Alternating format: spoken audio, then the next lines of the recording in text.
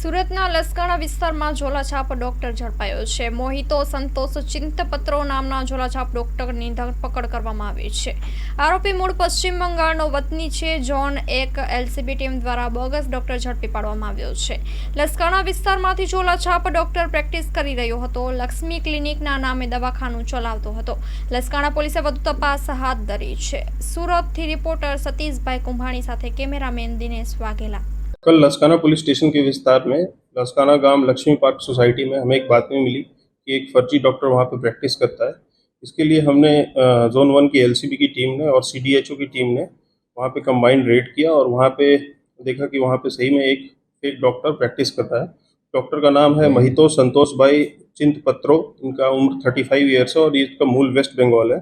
ये पहले 3 साल वेस्ट बंगाल में प्रैक्टिस करते थे और अब 10 साल से यहाँ सूरत में प्रैक्टिस कर रहे हैं।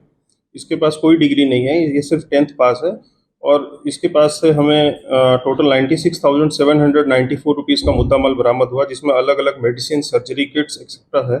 ये क्लेम करता है कि ये एक फिजिशियन है, सर्जन है, चाइल्ड स्पेशलिस्ट है, गायनेकोलॉजिस्ट है और सारी बीमारियों का इलाज ये करता है। तो इसके तहत हमने बीएनएस की धारा, जिसमें इंसान की लाइफ को जोखिम में डालना और गुजरात मेडिकल प्रैक्टिशनर्स एक्ट के तहत एक एफआईआर दर्ज किया और आगे की तपास हम कर रहे हैं।